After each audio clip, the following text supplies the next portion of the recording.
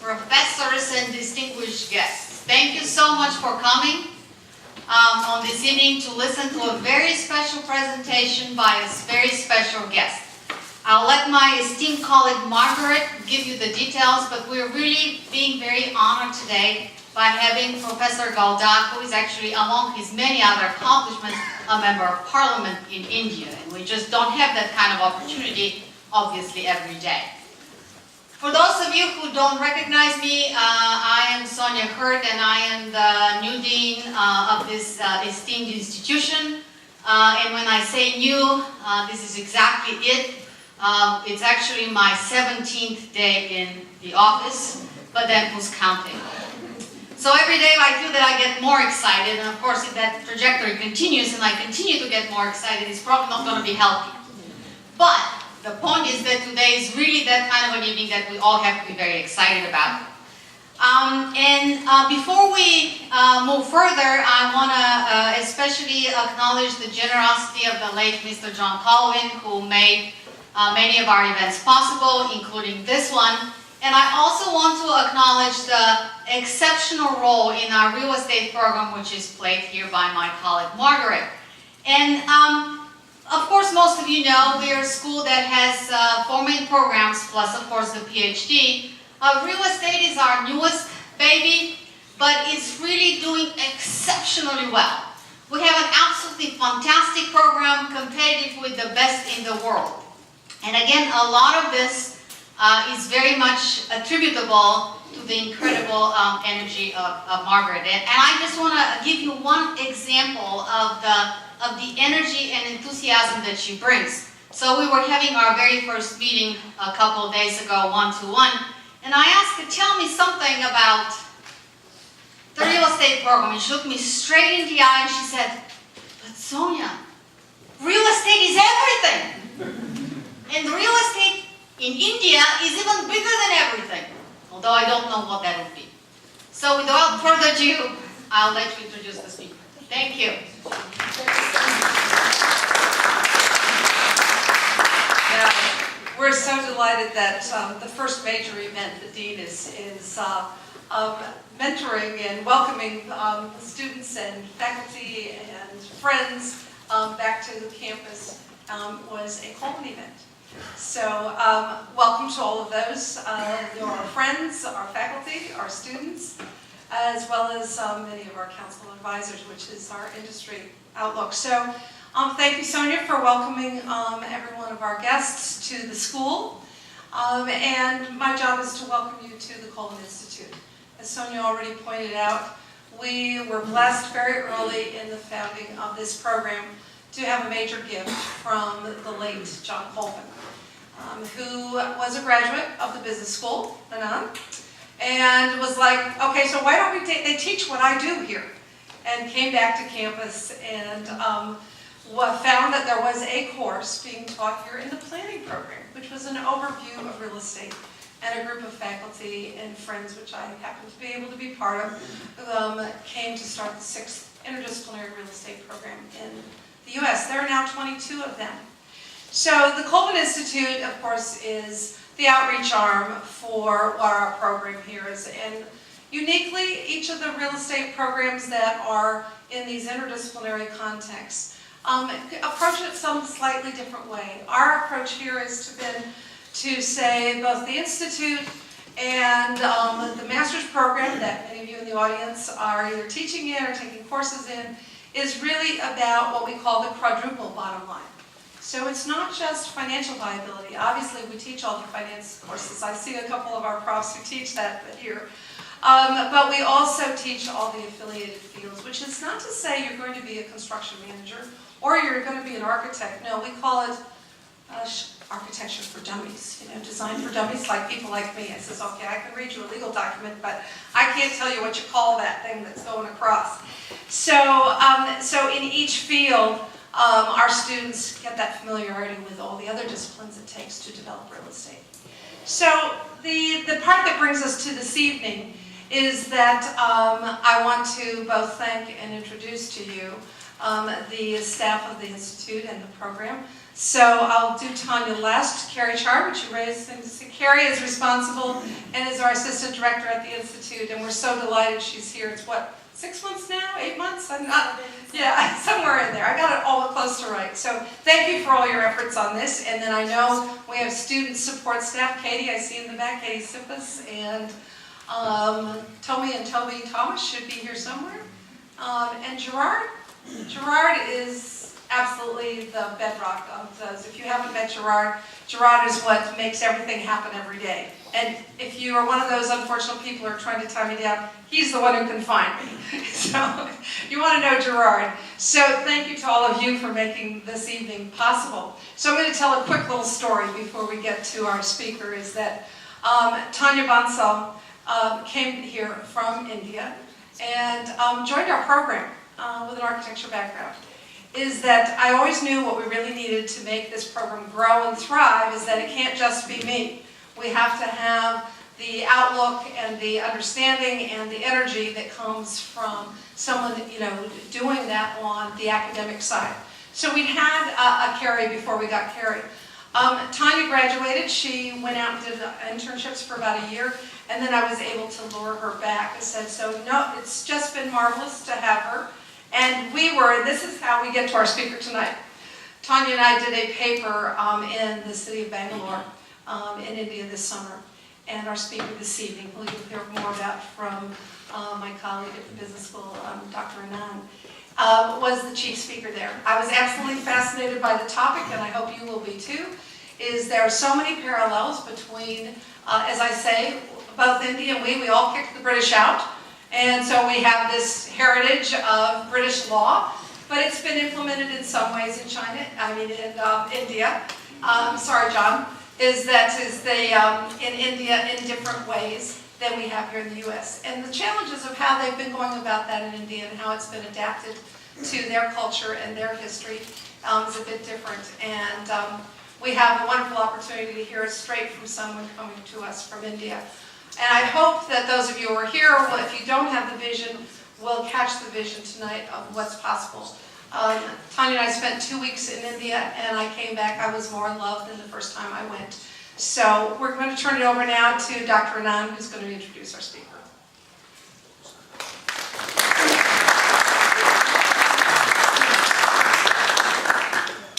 Thank you, Margaret, and thank you for giving me the privilege of introducing the speaker.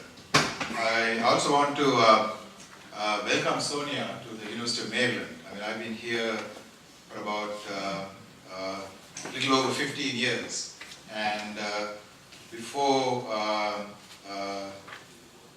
until about 3 years ago, I was the Dean of the Smith School of Business. So, you know, I'm glad one of my alumni was able to help you and set up this thing. I mean, the irony of this, if you could indulge me a little bit, is that the Robert H. Smith was the person who built Crystal City, and all our wealth comes from a real estate person. And in fact, there have been many conversations that alumni have had with me about why don't you have something on real estate. So luckily, the School of Architecture, I think, is a little bit more innovative and entrepreneurial, and I'm so glad about that. So with that, let me tell you it's a great privilege and pleasure to introduce to you Rajiv Gowda. So Rajiv Gowda and I have known each other for 30 years. So I went to, I was a professor at the University of Pennsylvania for many years. But I first went there, of course, as all of us do, as a lowly assistant professor, young lowly assistant professor. And Rajiv was a not so young PhD student, if I could say that. So we were kind of about the same age, but I mean, he's certainly younger than me. We would meet at various social events because I had a joint appointment with Wharton School, between Wharton and engineering. But also, there was a lot of energy in the Penn campus from Indian students. And there were, what you may not know is that the University of Pennsylvania has a significant percentage of international students. And And so it was really a multicultural campus, but the Indian students were brought in. So we used to see each other, and I knew then that Rajiv Gowda had the personality to really become popular with lots of people. Let me put it that way and stop. Anyway, so from his PhD at Penn, at the Wharton School, he went to the University of Oklahoma and went through the ranks as an academic and became an associate professor with tenure. But India kept calling him, and what you may not know is he comes from a very prestigious political family from the state of Karnataka. His father was the Speaker of the Karnataka State Assembly. And so I think he couldn't help himself. So, you know, so academia's loss was India's gain. And he ended up going back, joining the Congress Party, which obviously something very natural for him to do. And I mean, if I may say so, went through the rigors of standing for election and not quite making it the first time. But is now a member of the upper house of the Indian Parliament, right, like our Senate in the United States. It's called the Rajya Sabha, and he's a member, of the Congress Party. We are very glad, all of us of Indian origin, that he is there, because I mean, I'm sure it will come out in his talk about real estate, but managing multi-ethnic, multicultural, multi-linguistic, multi-religious, multi-caste, multi-class, and so on country is really, really tough. And it's very easy to get into, like we are seeing in the United States, a populist but not so value-based political kind of discourse. And it's people like Rajiv Gowda who actually keeps people following what we all would agree are the right set of values. So I'm not going to read through his entire biography because you can read it out here. So let me say that it's certainly a privilege for me to introduce Rajiv Gowda, but I think you have kicked off this series with a really fantastic speaker. So without further ado, Rajiv.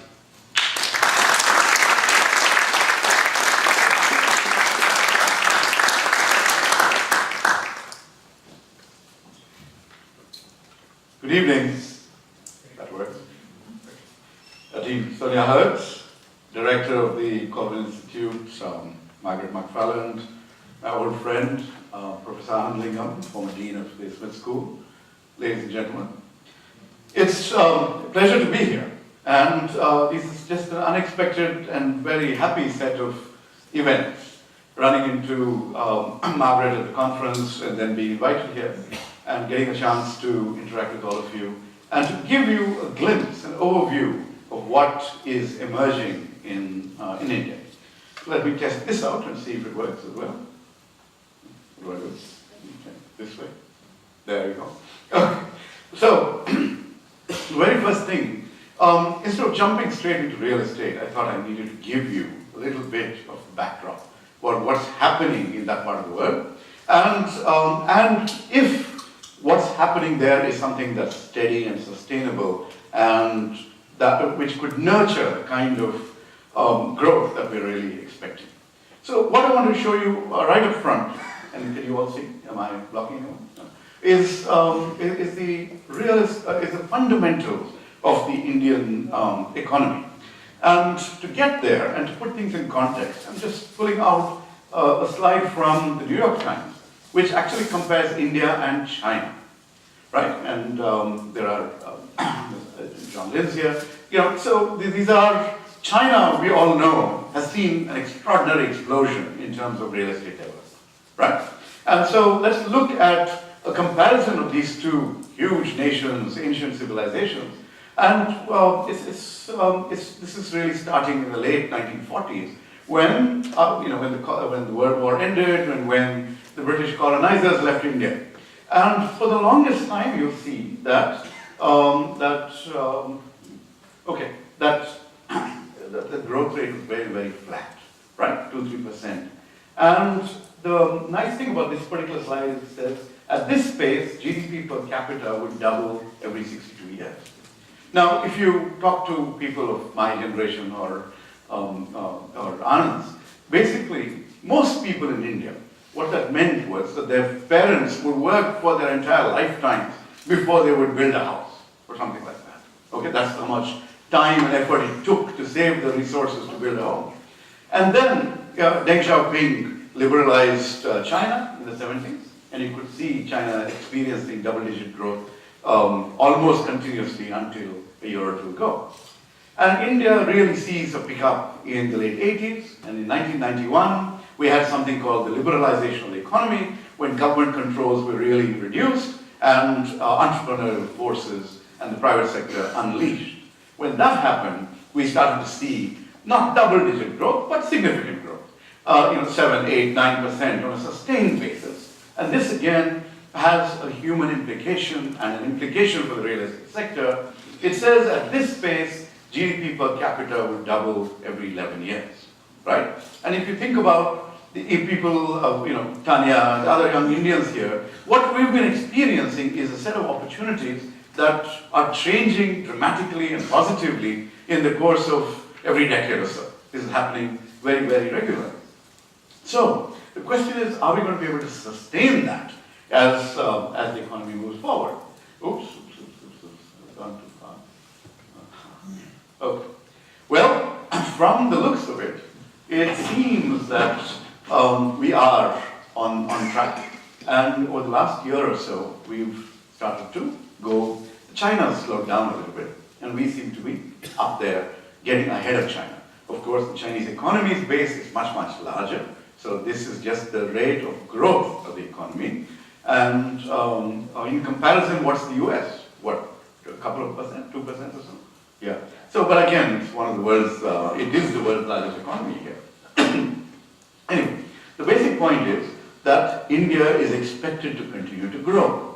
Now, we've had all kinds of expectations about emerging markets, about the BRICS, Brazil, Russia, India, China, South Africa sometimes. And, and they've not lived up to their potential. But will India do so?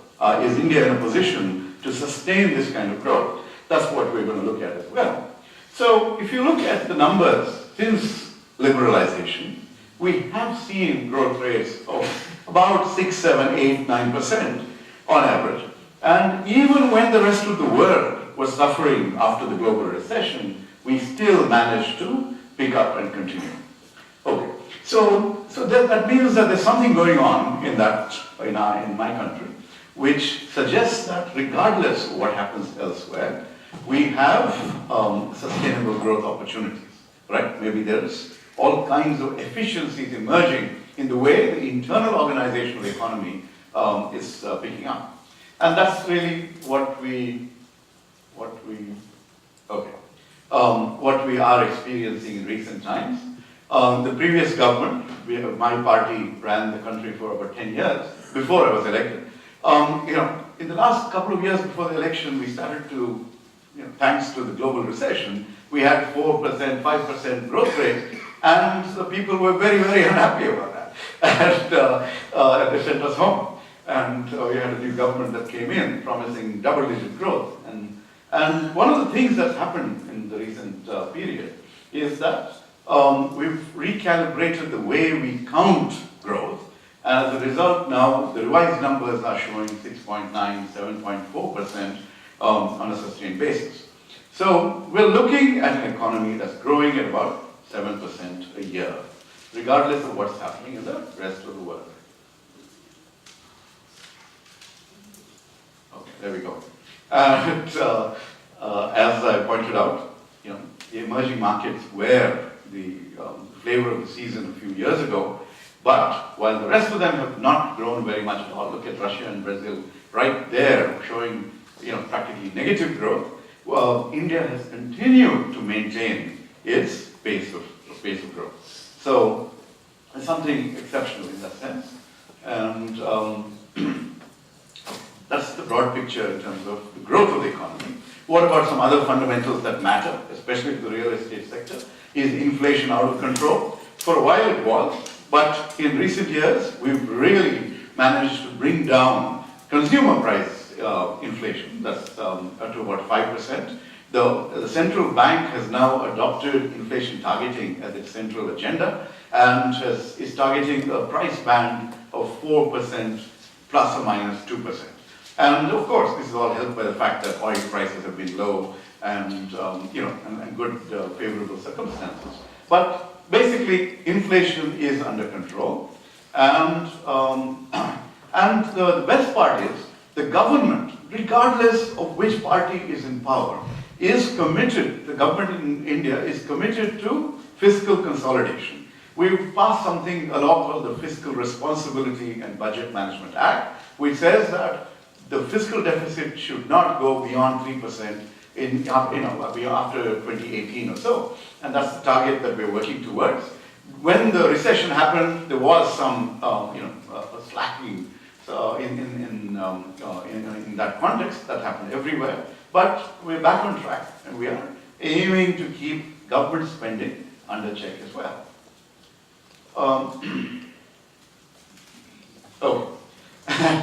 And savings in India is also pretty good. We have about 30% savings rate, and most of that, or practically all of it, is also converted into capital formation. And so in that sense, we are hopeful that there's a lot of internal capital that can be used for infrastructure, can be used for construction, things of that sort. But at this point, we start to look at our great neighbor across the Himalayas, and we see that China was able to sustain its real estate boom, its infrastructure expenses, because their savings rate was much higher. Okay, so what we think is actually a fantastic savings rate is dwarfed by what China experienced some years ago. That's a matter of caution, but we still are in the game. The other point, of course, is that the other potential drag on the economy is the government's historic debt burden. And that historic debt burden is about 40% of GDP overall. Okay, so we keep borrowing to pay back old debt, etc., and that can come in the way of additional infrastructure spending. Okay. All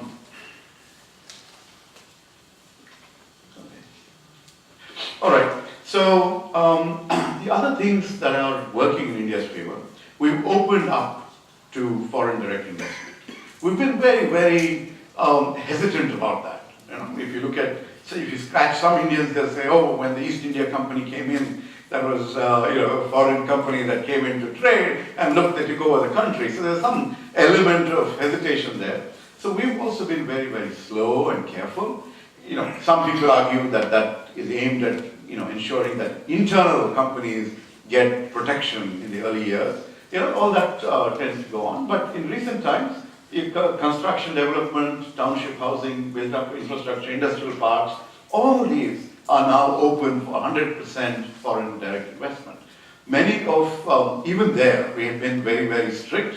We would say, if you want to come into real estate, you have to pick projects which are a minimum size. Now that has also been reduced.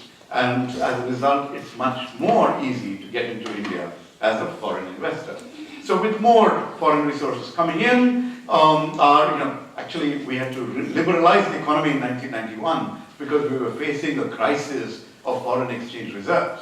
Today, our foreign exchange reserves are nearly $360 billion, and we have not just foreign investment coming in, we also have enough Indians investing outwards as well. So, there's a certain amount of stability in that context. Okay. Most recently, in the last few months, in the last monsoon session of the Indian Parliament, we passed a constitutional amendment that now makes India a unified single market. Okay? And we passed something called a constitutional amendment to enable the goods and services tax to be imposed. And so suddenly, India becomes one common market, and a lot of the internal inefficiencies in the way taxes are collected, they used to cascade, all those inefficiencies will come down. The interstate barriers to trade will come down. We are expecting, in the course of the next 2-3 years, a 2% boost to the GDP just by the fact that we have cleaned up the way the the market works internally. All right, so this is again a very good positive step. And the other bill that we passed recently is something called a bankruptcy law. Now, what's that doing in the middle of a positive story about India's opening up? Well, one of the issues that you think about when you go into another country is how easy is it to set up and do business? Well, one aspect that we most often don't consider is how easy is it to wind up a business and move on. And in India, you can start something, but businesses become immortal. They never die, even if they don't function anymore. And so to clean that up, we've come up with a bankruptcy law. It's going to also take some time for the ecosystem around that to evolve. It requires a new set of insolvency professionals, things like that. But the basic spirit is that if something's not working, and this really pertains to, this really will affect the banking sector a lot, because a lot of, sometimes bank loans are not going to be paid back, but that loan never gets off your book because the file has never been closed.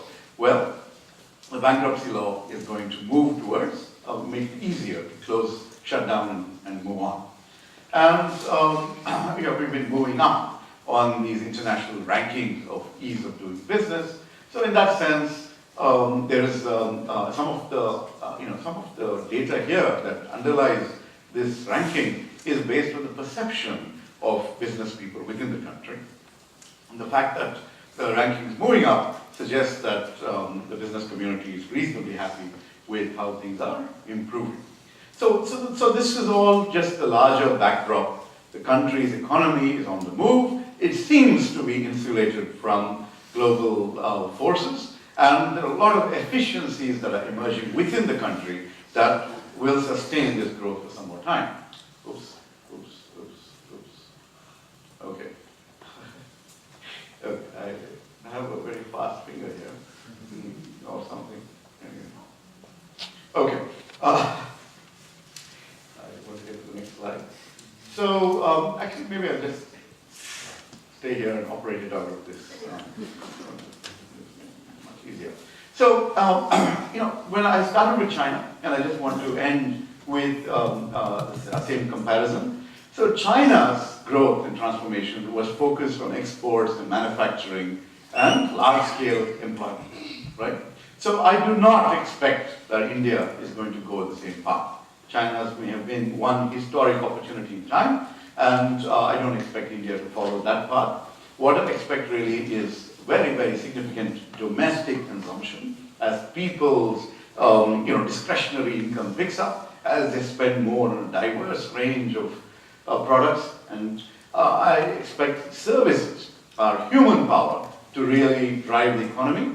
I have not shown you that slide, but basically, India, when we became independent in 1947, about 55-60% of the economy was agriculture, and about 15-20% was manufacturing. The rest of the GDP was services. Today, about 70 years after independence, services constitute about 60% of the economy. Manufacturing is around 20-odd%, and agriculture has come down to only about 15-16%. So not many economies have been able to make this kind of a leapfrogging jump over the industrial stage.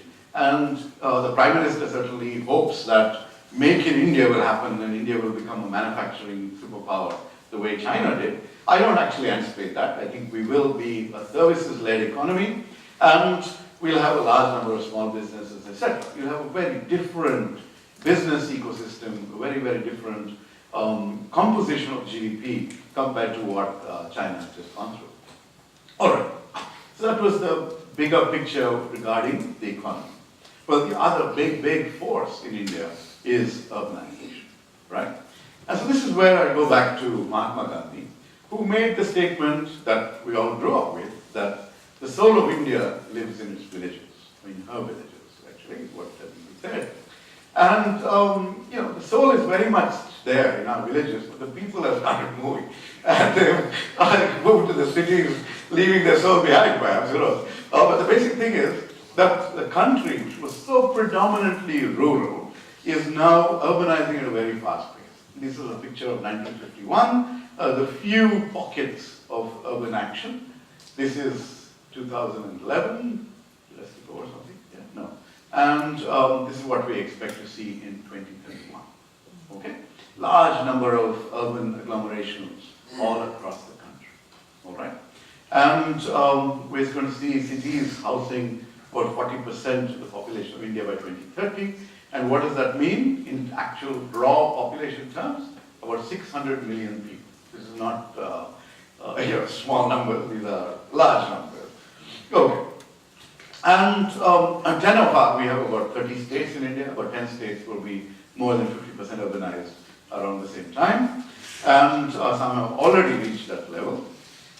The standard of living in these states, we expect that these states that are going to be so urbanized, if you compare them with economies today, some will mirror that of, together, cumulatively, some of those states will have the same, what shall we say, levels of income as China and Brazil and Russia and Spain. So these are not small numbers again for just parts of India. Okay. So if you go from the state level down to the district level, we have some districts that are rapidly urbanizing, and what we're expecting to see, the urban districts are growing at a much more rapid pace than the rural districts. When this happens, we're also going to see much more affluence in the urban centers. And various studies point out that you're going to see clusters of urban growth across the country. And this is where, so when I talked about 7-8% growth, that is growth across the economy. Well, these areas where the action is are going to grow at a much more rapid pace. So some parts of India are going to grow much more slowly. These urban agglomerations, these centers are going to grow at a much faster rate.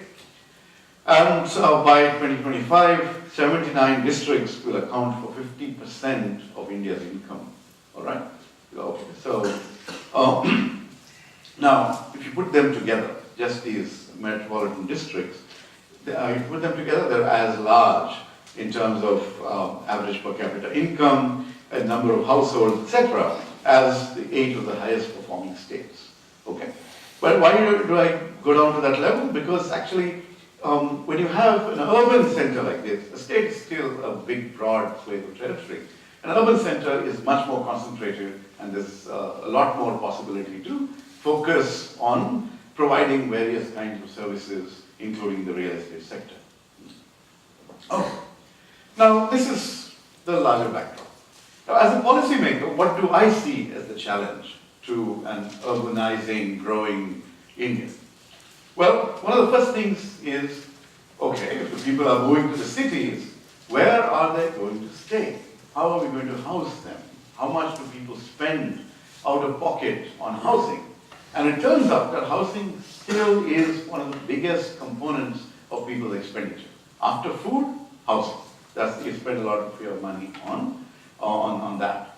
And when you look at the demand for housing versus the supply for housing, we see that both in urban and in rural India, there's a very significant shortage of housing. In urban India, we're looking at about 18-20 million houses short, substantially for the economically weaker and lower income groups. And in rural housing, of course, I mean, since the numbers are still very large there in current terms, this is before the big shift, which will worsen things in urban India. We have about 43 million houses short. What that means is people are still living in larger joint families and things like that. But we will need a lot more houses in both rural and urban India. The challenge, of course, is that the costs of housing are beyond the reach of the lower and middle income groups. Okay, so this, what this is showing us is that there's something called an affordability gap.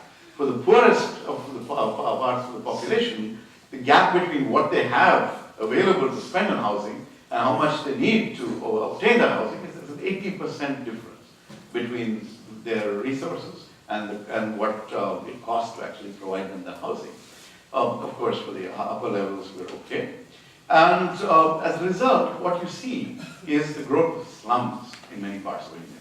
Okay, so here, this is basically, slums are unplanned developments, essentially where people squat on public or even private property.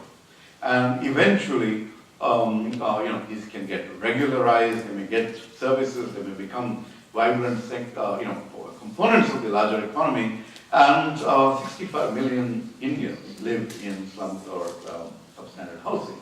So this is really a challenge. This is something we need to avoid going forward. And so the government has come up with, previous government and the current government have come up with major housing programs for the poor.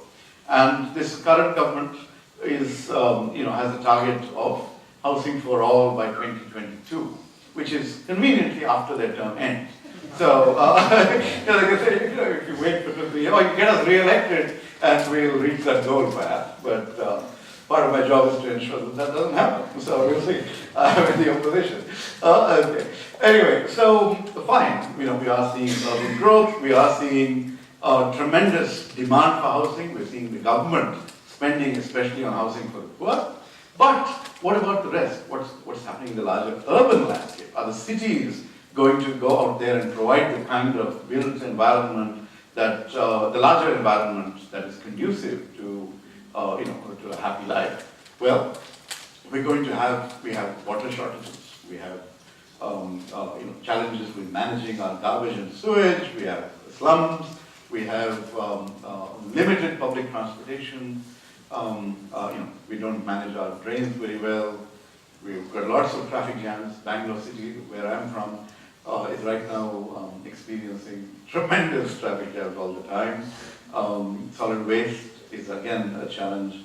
Open space is, we used to be called the garden city, and today people call us the garbage city. There's so much of a problem with managing what seems to be a very, very simple task. We make it very, very difficult. Okay, so, and going forward, as you see more demand for water, for sewage management, solid waste, housing, etc., public transportation, we are expecting a lot of gaps between what the demand would be and what we're able to provide, in our own planning and execution. So there's a lot to be done on the infrastructure front, and what shall we say?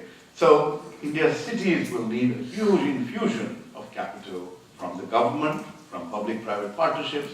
Some foreign entities, development agencies like Japan have come in and are participating in some cities. So there's been some amount of growth.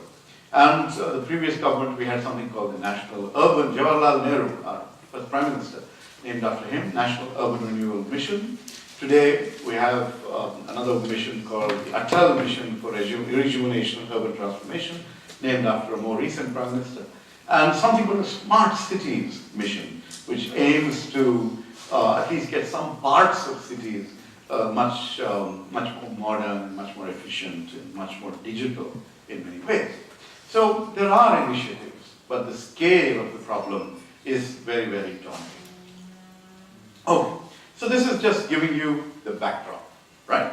So what I want to now go to is the actual real estate sector. How does that work? Well, how is it organized? What are the possibilities in this particular sector, right? Well, it is a significant component of the economy. It's about 8% of India's GDP, gross value added. And in terms of its overall impact, it is third amongst industries because there are lots of components of different sectors, subsectors of the economy that are related to real estate or are driven by real estate. You invest in real estate, the multiplier impact, right? The same dollar or rupee in this case keeps getting spent. There's for every rupee that you spend on housing and construction, there's a 78 paisa addition to the GDP. So it's got a very good impact. It's one of India's largest employers, and that's partly to do with the fact that the construction in India is still very much a labor-intensive activity. All right, and if you look at people's wealth, where do they allocate their assets? People want to have houses, and gold and housing is the two main preoccupations of Indians. And, but that's partly because, housing is also critical to live. And that's there. This is just a picture showing how industry, services, and even raw materials are all very, very crucial to the housing sector. And so more investments, more emphasis on housing can have a very significant impact on the rest of the economy as well. Okay, so if you want to see more action in real estate, where is that going to come from? Who is going to invest? Where are they going to get the resources from? And in theory, this is what we teach in the classroom. There are lender-based sources, banks, government-sponsored entities, and of course private capital, and then the market-based sources, bonds and mortgage-backed securities, private equity funds, real estate, investment trusts, etc. So that landscape we all understand. But not all of this is actually operational and available in India. We're just inching towards that. What we have really is a predominance of bank borrowing from the banks, and that's really that really is what is the situation in India, and some of this is ripe for change as we look at these other newer market instruments and what the possibilities are.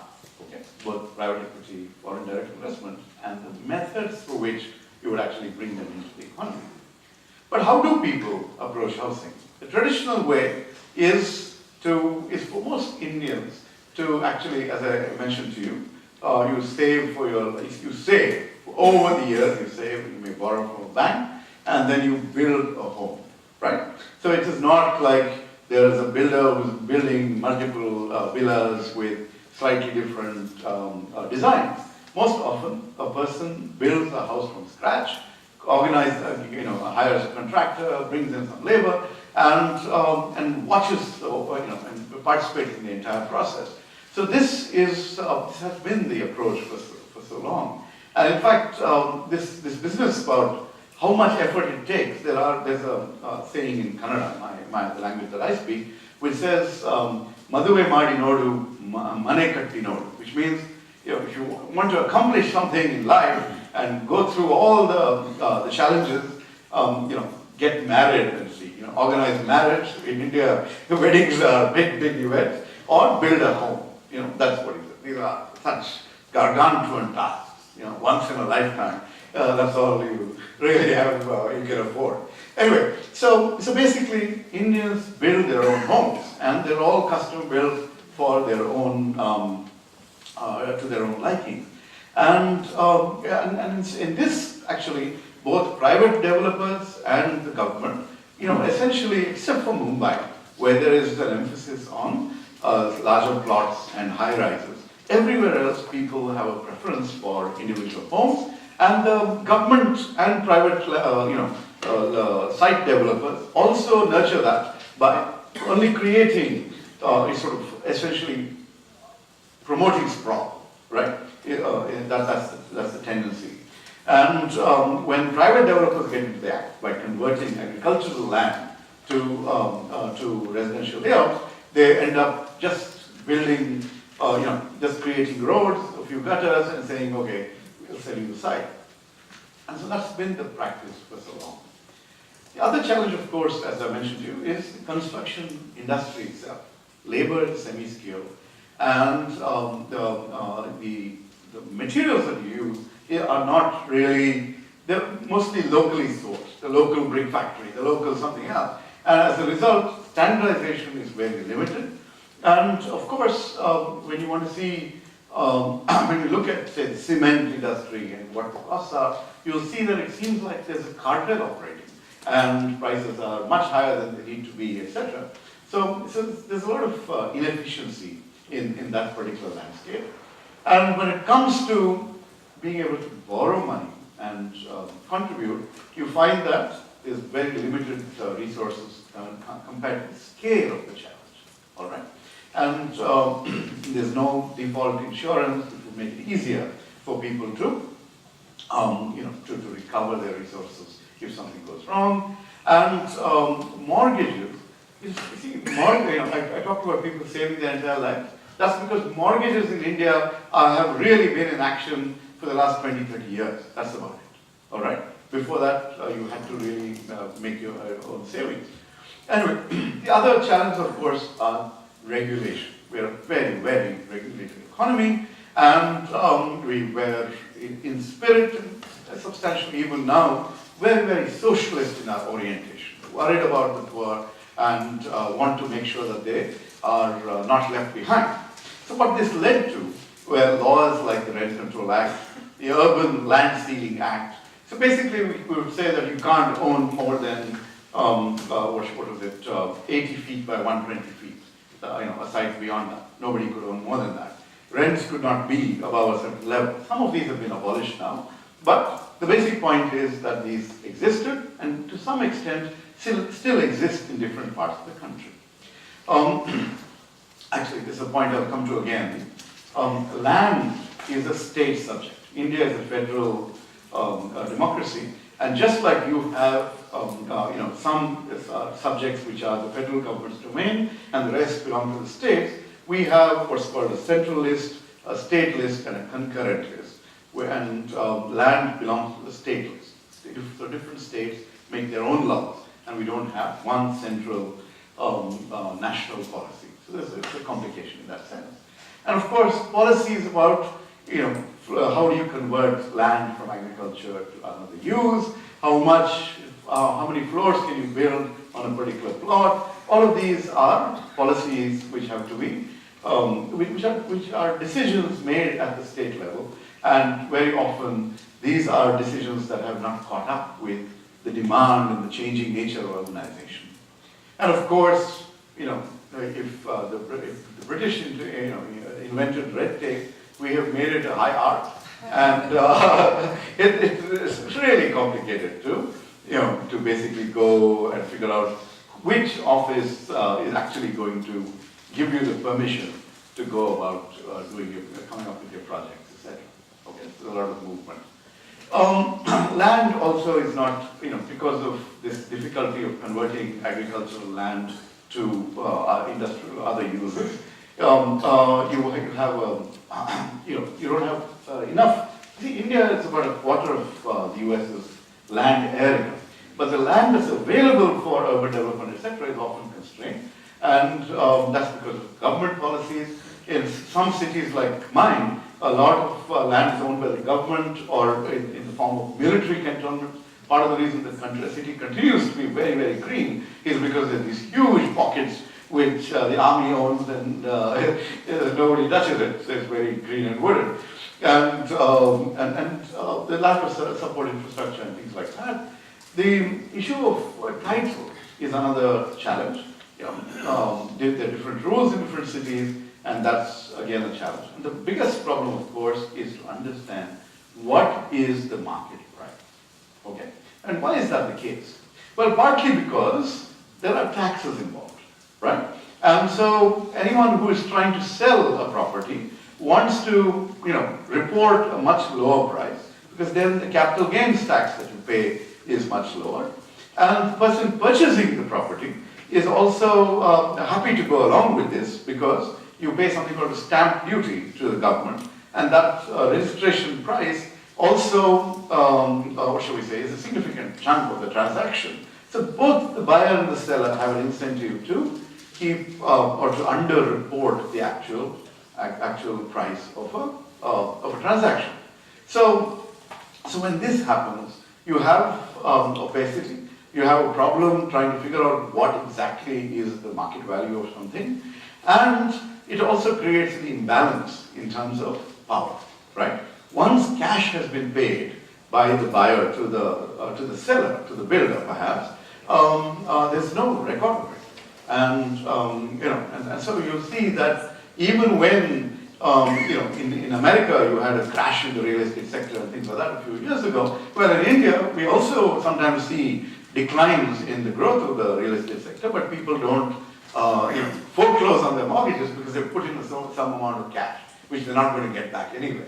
And so those sorts of complications are there.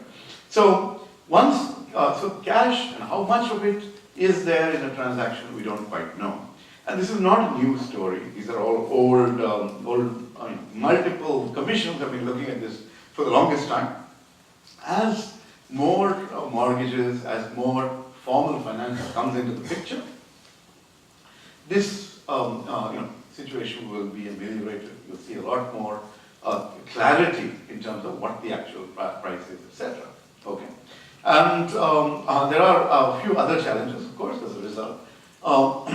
Real estate becomes one of the prime sources of what's called black money in the economy, the cash component that's floating around.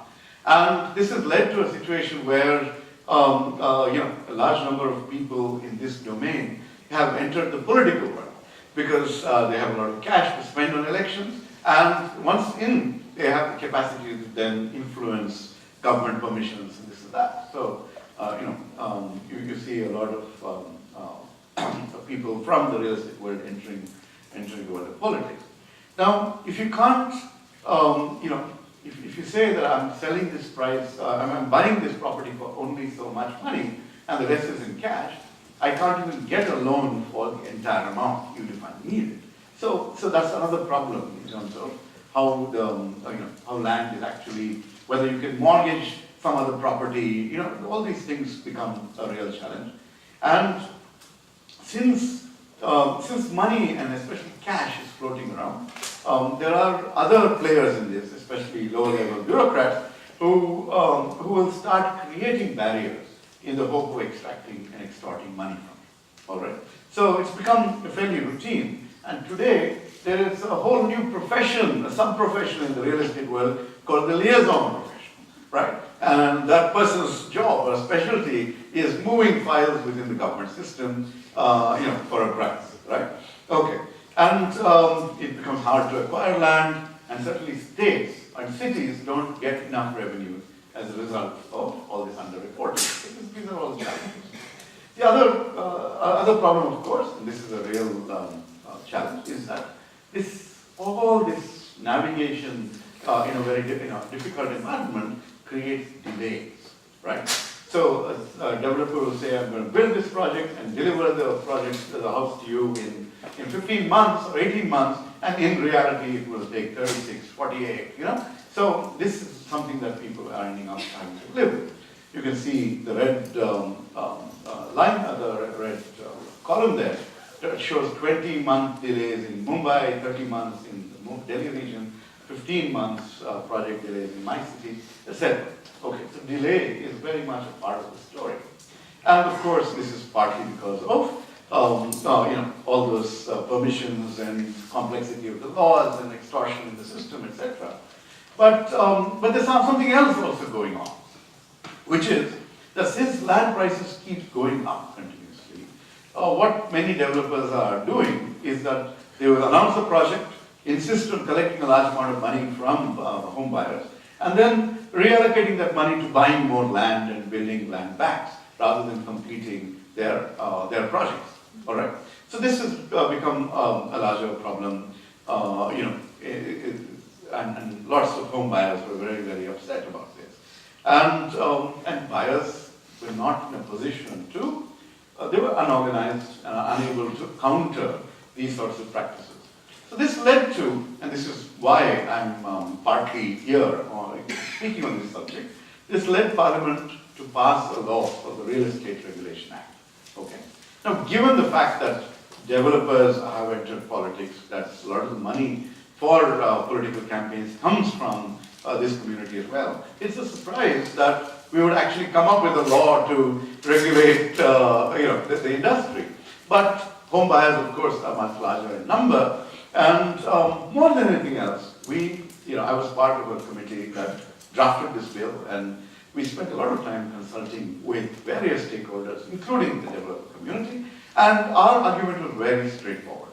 We said, look, we need to have clarity. If this industry has to grow, you should not be fighting with your home buyer on a continuous basis. The home buyer says, well, you promised me so many square feet, And the builder says, well, that was, you're getting super built area, that was carpet area, whatever, all kinds of terms that keep getting thrown at the first time and probably the only time home buyer. And that asymmetry of information caused a lot of anguish and lawsuits and stuff like that. So what we said is, let's go out there and bring about significant clarity in this domain. So we said, so this is again the tricky part. Actually, as a federal parliament, we have no business coming up with laws on land, right? And it's not our domain. But we said, we found a way out. We said, we can pass laws on transactions, right? And so we said, we're going to go in there and make this transaction much more, transparent and comprehensive and clear. And so that's what we ended up passing. So we've essentially created a framework for regulatory authorities in every state and an appellate board who you can appeal to if there's something that you don't like. But the job of this appellate authority, of this regulatory authority, is to ensure that every project is registered, that the plans are open and shared, that there's clarity on the terms of the transaction, and that 70% of the money that is collected from home buyers is actually used for the project for which they are paying. Okay, so these are some of the key measures. We get real estate agents registered. So what we've been doing with the basic thrust of this law is to bring order to a very chaotic environment. And as you know, I think over time you will see tremendous impact and things like that. My own personal contribution was to introduce something called an anti-discrimination clause. As Professor Anandlingam mentioned, we live in a very multi-ethnic, caste, religious society, and there's a significant amount of discrimination within the country, both subtle and overt. And and so sometimes home builders will say, we will not sell to this community or that community. And my argument was, that's got to go. If you advertise, anyone should be able to buy from you. Okay, and so that's the sort of thing. So what we've come up with is the broad framework. States need to implement this, but once they do this, we will see a lot more clarity in the real estate landscape. As far as discrimination is concerned, it's probably going to continue in the rental market, where it's fairly strong as well. Okay, some other scholars, this is one of our leading civil servants, who argues that we've got to change the way we build our cities. We need to go vertical, and we need to change our zoning regulations, have mixed zoning, things like that. So these are, otherwise we won't be able to absorb the kind of migration that we're seeing in modern India. And I certainly am also quite supportive of this, because that's the only way we are going to find, more concentrated housing has the benefits in terms of public transportation infrastructure, things like that, compared to urban sprawl. And that's one of the reasons why we need to bring about these kinds of changes. Many of these are policy changes that can easily be brought about, just requires a change in perspective of what kind of a city you want to see. But once those changes are there, you will see urban growth driving a fourfold income in average national income. So you'll see a lot of growth out there. So what is happening in the real estate sector? What are the driving forces? I've already covered 2 or 3 of these: economic growth, urbanization, and rising income levels. The other factor, sociological, is that families are getting smaller, right? So we have a demographic boom in the country, and a very, very large proportion of the population is, more than 70% of India is below the age of 35 years, all right? So when this population ends up moving away from larger joint families towards nuclear families, you will see even more of a demand, especially for residential housing. Okay, so one consulting firm, KPMG, argues that the compound annual growth rate of the real estate sector will really be about 14%. Now, that kind of growth is not to be laughed at. It is very, very serious growth in any sector of the economy at any given time. Okay, but if you look at the organized real estate sector, what are you likely going to see as the components or the subcomponents within that? It's substantially going to be residential. And that growth rate is projected to be 8 to 10%. This is a different consulting firm's numbers. Anyway, but the other aspects, hospitality, retail, and commercial, also will be seeing growth. But the real action seems to be in the housing sector. And but with urbanization, commercial office buildings, as well as malls and other retail, will all have tremendous possibilities as well. This is just a detailed slide which talks about how the landscape is changing for Indian developers. People are much more aware. The legal landscape is forcing more transparency, and there's more competition as well. Now, what do you see within the country? If you wanted to engage with people, with companies within the country, just like people were building, with small contractors, you have a large number of small local players. Maybe just in certain parts of cities. But the growth, and I've seen some of this over the last 15, 16 years that I've been back in the country, you start to see a lot of smaller players also, developing scale, becoming more professional, building a brand, that sort of thing. We've seen that kind of growth in the last few years, and that's picking up across cities. And some established players, right in front of my eyes, have become really mega players, right? So I can name some of these builders who started off with small projects and now have been able to go public, have been able to get private equity investment, on a large scale. Some of those builders have become billionaires and on the Forbes list and all that sort of thing. So there has been a tremendous growth and professionalization and transformation in the way these firms are organized. And some of them, of course, some of the old mega industry houses across the country have become national players. Tata is one of our big brands, conglomerate, which has also got into housing. Well, looking forward, prices of housing and real estate are expected to continue to be to demonstrate growth over the years. And in the last 7-8 years, you've seen about a 72% growth in the prices of housing across some of these countries. Now, while that sounds really exciting, that there's so much growth potential, actually things are getting constrained at the input stage, right? So a lot of inputs are becoming costlier, and certainly land has escalated in value. So this means that the profit margins of real estate players is also getting a little tighter. Still, given the fact that this is such a growing economy, there is a lot of potential out there.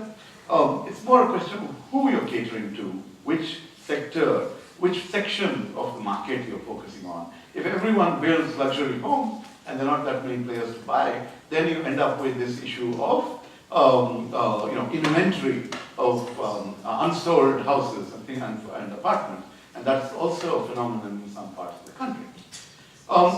The industry is also organizing. There's a body called CREDAI, which is the Confederation of Real Estate Developers Associations of India, and this is now enforcing certain kinds of standards, engaging with government, working on lobbying for policies that are conducive to the industry. So the industry is moving from from a large, diffuse, unorganized sector to something that we can engage with. And so, if you want to engage, from the point of view of investment, then so far the big players have been in private equity, right? Basically, big funds going and plonking some money in with one developer or the other. So this has been picking up over time. These are what should we say? My glasses. Somebody else. Somebody else. No. Okay. What do you see here? So you see a lot of investments in commercial real estate, some residential real estate, and even in economic zone. and the ticket size seems to be in the $100 million and above. Okay, so that's the sort of private equity play that we've seen in the recent past. But this was also in an environment where investment needed to be only, or was allowed only in certain scales of project. Today, that restriction is gone, and you can go in at practically any size. And so foreign direct investment is expected to pick up. So this is, again, a cautionary note. Over the last, what shall we say, since 2000, real estate accounted for about 80% of foreign inflow. Okay? But in 2015-16, only 2% of that came into real estate. So why is that? And what, how is this going to change? And how is it going to turn around? Well, one way it's going to turn around is through other vehicles for investing in Indian real estate. So you may be familiar with real estate investment trusts. These are just like mutual funds in some sense, where these are traded in the market. You can go in and purchase shares, and about 90% of the profits have to be repatriated in the form of dividends. That's the Indian law. So far, the real estate investment trusts that operated in the Indian market operated out of Singapore. And that's because we had some opaque laws on who can participate, what kinds of taxation, whether dividends be double taxed, all sorts of challenges. But all that has been sorted out now.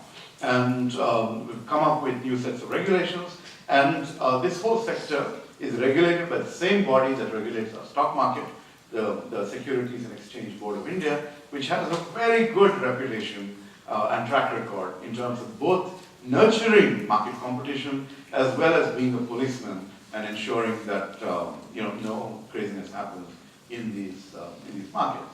So now, this is detail, but real estate investment trusts are expected to become a very major source of investment opportunities in India. Along with all this, I'll just close by pointing out that as the sector develops and improves, you have opportunities not just for investors, you have opportunities for diverse groups of professionals, right? So, what are the, so you have project management consultants, right? So there's, if there's going to be so much of growth, then people are specializing in project management, facilities management, in the architecture community. All of these will have huge opportunities, designers, engineers, people specialized in construction. So all these ancillary aspects of the construction and real estate industry will also have opportunities.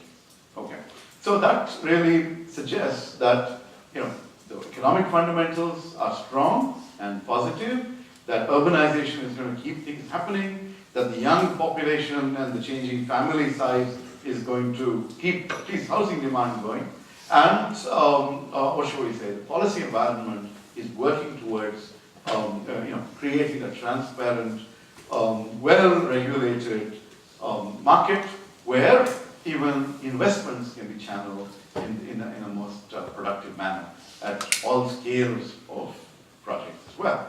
So that's what I would say. We are still, of course, a work in progress, but we can see the edifice coming up right in front of our eyes. Thank you.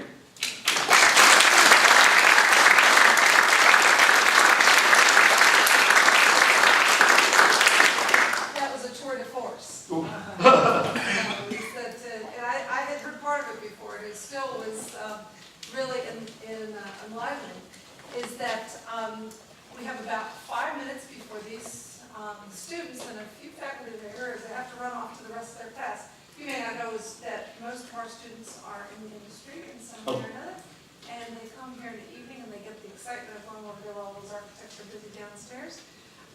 So this is part of their class as well as the rest of our faculty and students who are here. So I can take a couple of questions, or depending if they're short questions, we may even take a third. So let's take all the questions in one shot. you want to do that? Okay. Yeah. I find that confusing. I'll okay. lose it. So Sure. go with your question. Sure. To compare the economies, the residential economies, what proportion of the Indian economy are owner-occupied versus renter-occupied? and even if you discount sort of the underclass and the slums, the area that's economically vital, is there a renter and an owner breakdown? I don't have the exact numbers, but I'll just tell you, a lot of owners will still build to rent a portion of their house. Okay, so I mean, even when I was going back to India and built a house for myself after living nearly 16, 17 years in the US, I have the traditional mindset. So we built a house which had 2 levels, one for my family to live and one to rent out, and it doesn't stop there. One for my son to inherit and one for my daughter to inherit. So we have, sort of an attitude of that sort. And so I don't have numbers on the rental share of the population, but so you would have a very significant number of owner-occupied houses also having rental. All low density. Typically low density so far. So as you have more apartment buildings coming up, then those are all purely owner-occupied, right? And there is this other challenge. Rental returns are not that great, okay, compared to capital appreciation that we are seeing in the real estate sector. As a result, a lot of people invest, and so you have this ghost houses, apartments that are owned in completed projects, but they're empty because people are waiting to sort of flip them at some point. So sorry, I don't have those exact numbers, but we can get there. Yes, sir. How does the regulator combat transparency? Oh, no, we're not combating transparency, we are promoting transparency.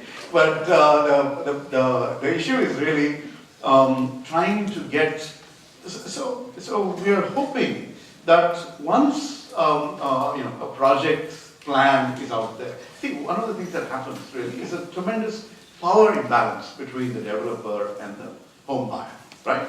So the home buyer signs up saying, this is the plan, this is what I want to get. And suddenly things have changed in the middle of the project, something else is delivered, the actual size is much smaller. And so what we are trying to do is hold the developer responsible and say, if this is what you promised, this is what you must deliver. And unless there's some, so you see, if you want to, if some problem arises during the construction stage, then you need to call all your home buyers together, and you need some supermajority to agree to the changes that you want to bring in. So basically, all we're trying to do is ensure that the transactions are, are clear, are adhered to, and that's what this regulatory framework is all about. Okay, last Yeah, one. ma'am. So when you are encouraging foreign investors, how do they get assurances going through that process of permits if inside of the system itself you have, like we were saying, liaisons that are just moving paperwork around and charging for it? Yeah, so the foreign investor is most likely would have to work out a deal with the Indian developer, right? So you do this at a fairly higher level of engagement, with a well-established organization, typically. And that organization will have liaison people who will go out there and make sure that the files move and the permissions come. So, so this part is fairly straightforward.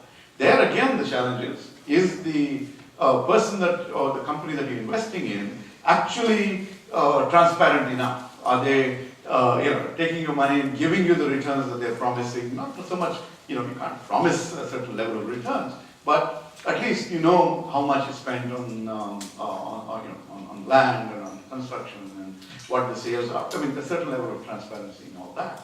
And I think the industry is evolving in that direction. And some of the private equity deals certainly suggest that there's certain confidence in the professionalism of many of the well-established players. But many of those well-established players were practically mom-and-pop developers 20 years ago. And they managed to build up a reputation and a brand and are now doing very well. So you would come in at a different stage. And once the real estate investment trusts pick up, okay, then they become investors in these companies, in these developers. They will keep an eye on essentially on commercial returns from various projects. So we're going to see a lot more scrutiny, and that's, I think, healthy.